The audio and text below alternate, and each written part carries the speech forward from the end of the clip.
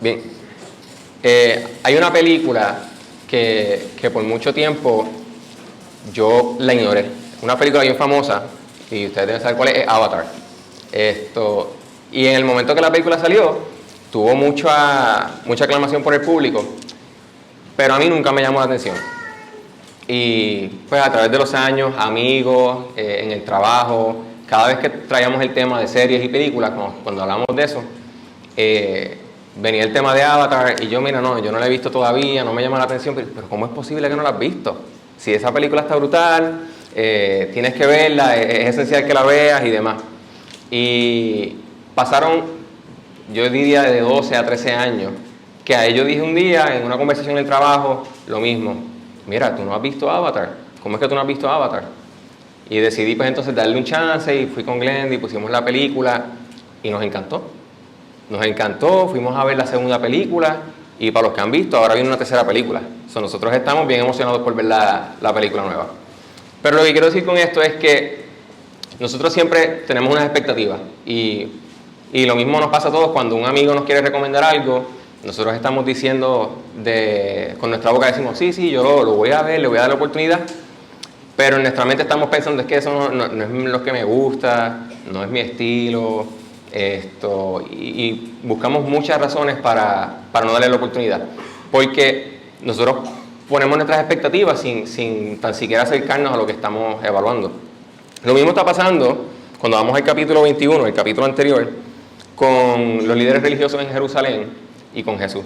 Ellos tienen a Jesús de frente, el Mesías que ellos han estado esperando por tanto tiempo, pero como Jesús no encajaba con las expectativas que ellos tenían, pues ellos lo estaban rechazando. Y vemos en el capítulo 21 que hay un enfrentamiento entre Jesús y los líderes religiosos, donde los líderes religiosos le están cuestionando su autoridad. Y Jesús les responde con unas parábolas en donde le está diciendo a los líderes religiosos y a los fariseos que a pesar de que ellos están viendo las señales de los tiempos y a pesar de que están viendo recaudadores de impuestos, rameras, arrepentirse y reconocer a Jesús como el Mesías que Dios había enviado, ellos aún así seguían endureciendo su corazón y no aceptaban a Jesús. Y eso nos lleva entonces a la tercera parábola que comienza en Mateo 22, donde Jesús viene a decir que por ellos rechazar el reino, ahora el reino se les sería quitado y sería dado a una nueva nación, una nación que sí diera los frutos del reino. Y Jesús comienza, el capítulo comienza diciendo, Jesús comenzó a hablarles otra vez en parábolas diciendo, el reino de los cielos puede compararse a un rey que hizo un banquete de bodas para su hijo. Y envió a sus siervos a llamar los que habían sido invitados a las bodas, pero no quisieron venir.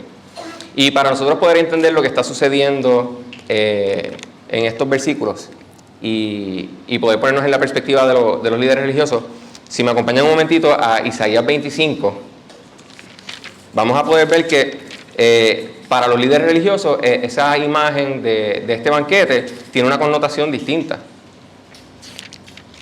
Y es que en el capítulo 25, en los versículos del 6 al 9, Isaías está hablando sobre una visión de un banquete futuro en donde sería destruido el velo que separa al hombre de Dios y sería destruida la muerte. Y el versículo 6 dice, el Señor de los ejércitos preparará en este monte para todos los pueblos un banquete de manjares suculentos, un banquete de vino añejo, pedazos escogidos con tuétano y vino añejo refinado. Y el versículo 9 dice, y en aquel día se dirá, este es nuestro Dios, a quien hemos esperado para que nos salvara. Este es el Señor a quien hemos esperado. Regocijémonos y alegrémonos en su salvación. Y Jesús les está diciendo a estos líderes religiosos que el Mesías que ellos estaban esperando y el banquete que ellos estaban esperando había llegado, se les estaba extendiendo la invitación, pero el versículo 3 nos dice, mas estos no quisieron venir. Entonces leemos en el versículo 4, de nuevo envió otros siervos diciéndoles, digan a los que han sido invitados, ya he preparado mi banquete, he matado mis novillos y animales cebados, y todo está preparado, vengan a la boda. Todo está listo, el banquete está listo, pero los invitados no han llegado. El rey y el hijo del rey probablemente están esperando en el salón de boda, preguntándose dónde están. Pero si se fijan, la respuesta del rey no es una respuesta indignada o una respuesta airada, sino que él vuelve y manda a sus siervos y les dice, mira, el banquete está listo, vengan. Y aquí la mayoría de nosotros, yo diría que hemos pasado por la experiencia de planificar una boda. Y sabemos el esfuerzo y el sacrificio que eso conlleva, especialmente monetario. Y es un momento especial, es un momento íntimo que uno quiere compartir con las personas que más uno ama. Y tanto así que uno está dispuesto a pagar un plato de comida para cada persona que cuesta ¿cuánto? 20, 30 pesos tiene que estar ya hoy día. Y uno asume estos costos porque uno quiere compartir con los invitados, uno quiere compartir con las personas que uno ama este momento tan íntimo. Es por eso que vemos aquí en el versículo 5 que dice, pero ellos no hicieron caso y se fueron, uno a su campo, otro a sus negocios, y los demás echando mano a los siervos, los maltrataron y los mataron. Jesús les está diciendo que a pesar de que Dios ha mostrado amor a través de toda la historia de Israel, le ha mostrado compasión, le ha mostrado paciencia, los líderes religiosos y el pueblo de Israel una y otra vez se ha negado y ha permanecido en sus caminos pecaminosos. Y los mensajeros de que nos habla esta parábola son los profetas que han sido enviados por Dios a través de la historia, y nos dice que la manera en que ellos han respondido ha sido con maltrato e incluso hasta los han matado.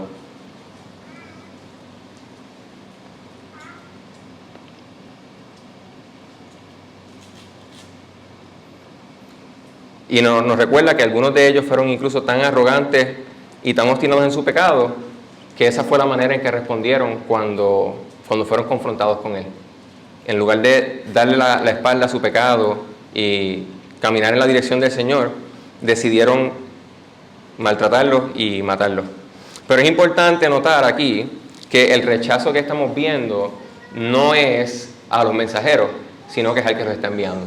Y el rechazo que estamos viendo no es al banquete, sino que es al rey y al hijo del rey, que es para quien se preparó este banquete. Así que cuando continuamos leyendo en el capítulo 7, entonces el rey se enfureció y enviando sus ejércitos destruyó a aquellos asesinos e incendió su ciudad. Y es que cuando vamos al capítulo 21, estamos viendo que cuando son confrontados los líderes religiosos con la parábola de los labradores malvados, ellos pronuncian una sentencia que no se están dando cuenta que se la están pronunciando ellos mismos. Ellos le dicen en el versículo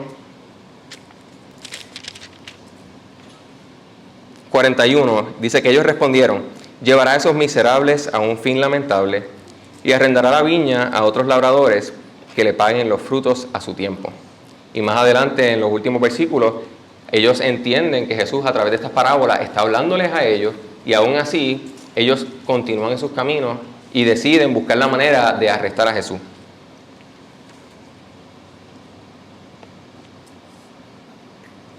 Por eso entonces es que el versículo 8 nos dice, luego dijo a sus siervos, la boda está preparada, pero los que fueron invitados no eran dignos. Y esto nos lleva a Hechos 13, versículo 46, que nos dice, dirigiéndose a los judíos en Antioquía, dice, entonces Pablo y Bernabé hablaron con valor y dijeron, era necesario que la palabra de Dios les fuera predicada precisamente a ustedes, pero ya que la rechazan y no se juzgan dignos de la vida eterna, así que ahora nos volveremos a los gentiles. Aquí estamos viendo cómo las consecuencias de este rechazo continuo de parte de Israel y de sus líderes hacia Jesús tiene la consecuencia de que ahora el reino les sería quitado a ellos. Y la invitación al reino ahora tiene una implicación más amplia. Y se le está llevando a los gentiles, que es donde estamos incluidos nosotros. Por eso el versículo 48 de este mismo capítulo nos dice que es un motivo para nosotros de gozo. Y este es el evangelio que nosotros conocemos. Nos dice en el versículo 9 y 10, vayan por tanto a las salidas de los caminos e inviten a las bodas a cuantos encuentren. Aquellos siervos salieron por los caminos y reunieron a todos los que encontraron, tanto malos como buenos, y el salón de bodas se llenó de invitados. Este es el evangelio que nosotros conocemos, donde no hay distinción de personas, hay una invitación abierta. Sin embargo, la historia no termina aquí, porque se nos dice en el versículo 11, que cuando el rey entró a ver los invitados, vio allí a uno que no estaba vestido con traje de boda. Y le dijo: amigo, ¿cómo entraste aquí sin traje de boda? Pero el hombre se quedó callado. Y es bien interesante porque vemos que solamente hay uno de entre todos los que invitaron que no tiene traje de boda. Y continúa diciendo: el rey entonces dijo a los sirvientes: aten las manos y los pies y échenlo a las tinieblas de afuera. Allí será el llanto y el crujir de dientes, porque muchos son llamados, pero pocos son escogidos.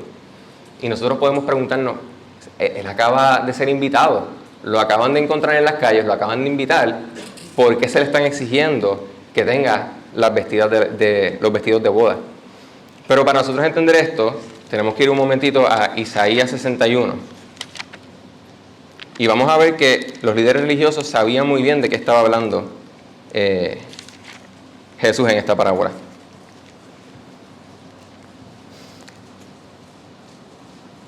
Y es que dice: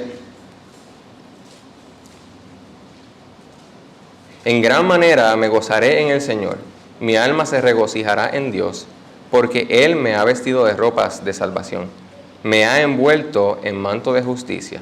Como el novio se engalana con una corona, como la novia se adorna con sus joyas. Y es que podemos ver que la razón por la que el hombre se quedó callado es porque el rey había provisto los vestidos de boda. El rey no solamente había preparado el banquete de boda, sino que había provisto la vestimenta necesaria para poder asistir a este.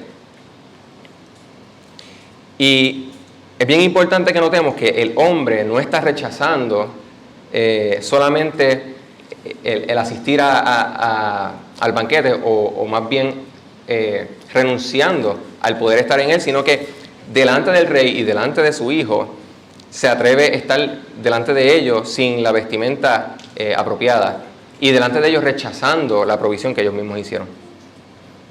Y por eso es que el versículo 14 nos dice: porque muchos son llamados, pero pocos son escogidos. Porque Jesús en esta parábola está haciendo un contraste de cómo hay un llamado para todo el mundo, hay un llamado al arrepentimiento. Sin embargo, vemos que hay personas como los líderes de Israel que están obstinados en su pecado y continuamente rechazan este llamado. Pero también nos viene a demostrar que para poder estar en este banquete y para poder entrar en el reino de los cielos, es necesario que nosotros nos pongamos las ropas de boda que son provistas por el rey. Y estas ropas que son provistas por el rey es la justicia con la que somos vestidos cuando ponemos nuestra fe en Jesús. Y algo bien importante para recalcar es que la invitación al banquete y las vestimentas son un regalo, pero no significa que no tienen un costo. Porque Cristo se vistió de nuestro pecado. Y eso lo vemos en 2 Corintios 5:21.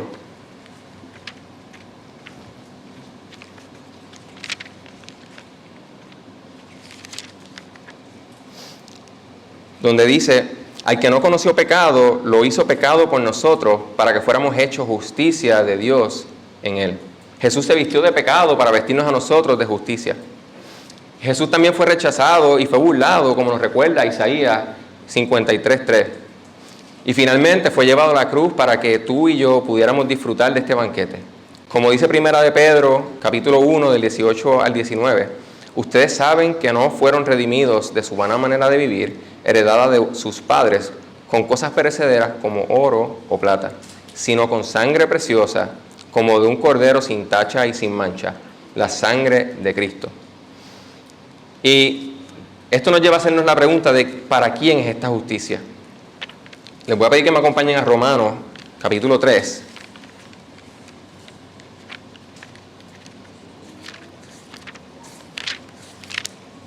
Que nos está diciendo en el versículo 22 que esta justicia de Dios por medio de la fe en Jesucristo es para todos los que creen, pero no hay distinción.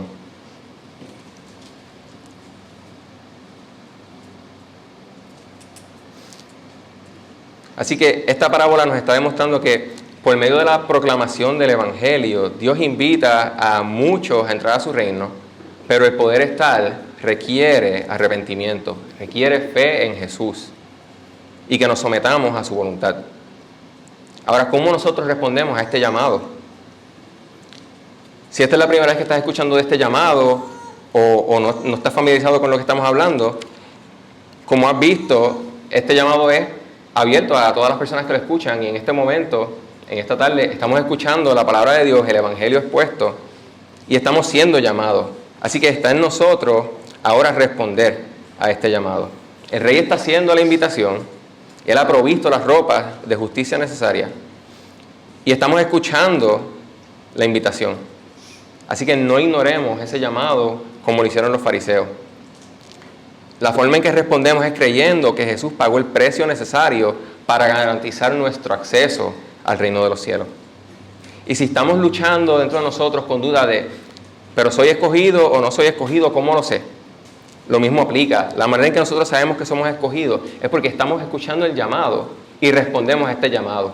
Porque el poder responder a este llamado es obra del Espíritu Santo y es poder del Espíritu Santo en nuestras vidas. Es Dios obrando en nuestros corazones.